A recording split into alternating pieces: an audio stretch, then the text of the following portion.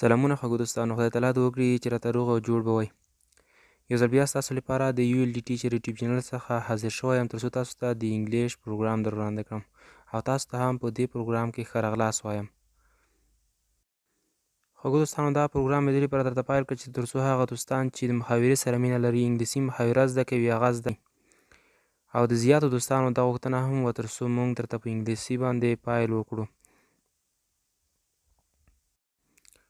راځو دوستانو د درس په طرف.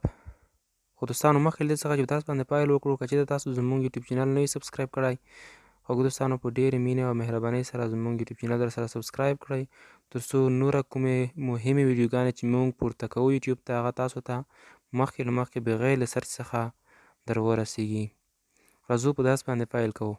خوږو دوستانو، نننی درس موږ او تاسو په د انګلیسي په محاوره باندې پیل کوو چې موږ او تاسو د انګلیسي محاوره چې کله د یو چا سره شروع کوو، نو کوم اصطلاحات او په کومو لغتونو باید موږ لومړی د انګلیسي محاوره پیل کړو.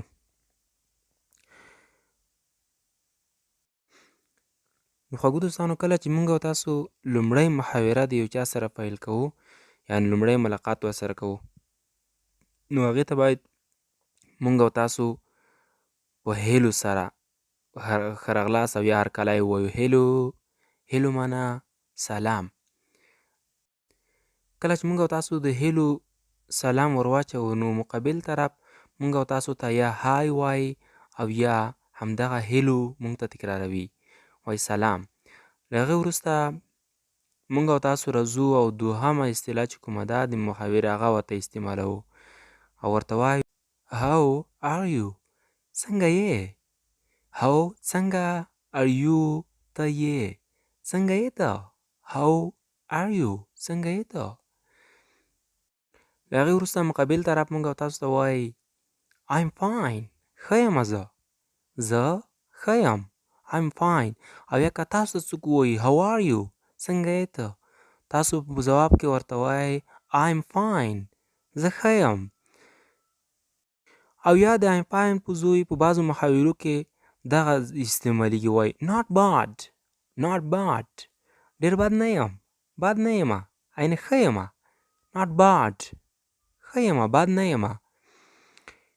او کله چې د how are you ځواب ورکړل شي، یا تاسو ته درکړل شي او یا تاسو کوم بل چاته ورکړئ، نو له هغې وروسته د چا څخه چې د how are you پوښتنه شوې ده، هغه په دې پوښتنې سره پوښتنه کوي، وایي and you او ته څنګه یې؟ زما نه خو دې پوښتنه وکړه چې how are you؟ څنګه یې ته؟ اوس له ستا څخه پوښتنه کوي، وایي and you او ته څنګه یې؟ چې د هغې په ځواب کې بیا ورته ویل کېږي fine یا I'm fine، او یا په ډېرو محاورو کې دا استعمالیږي، وایي فقط fine. ښه یمه. fine.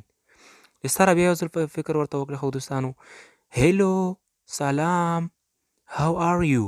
how are you؟ څنګه یې؟ I'm fine. زه ښه یم. یا not bad. خوږو دوستانو، دواړه په یو ځای نه کاروئ چې I'm fine ورته وایئ او not bad ووایئ. نه، یا not bad او یا I'm fine. او له هغې وروسته به په دې باندې پوښتنه وکړئ and you او ته څنګه یې؟ and you او ته څنګه یې؟ fine. ښه یم زه. fine. خوږو دوستانو، نننی درس په همدې ځای بس کوو تر څو رانه اوږد نه شي. زیات تاسو دغه درس د زنو سره ولیکئ په کتابچو کې او یا په ټلیفون کې سکرین شاټ ورڅخه واخلئ تر څو تاسو یې ښه یاد کړئ. له هغې وروسته موږ په نوي درس باندې بل درس باندې تاسو ته پیل کوو او د بل درس لپاره چې تاسو موږ ته راځئ، تر هغې د الله په امان، الله مو مل شه هر چیرې چې یاستئ.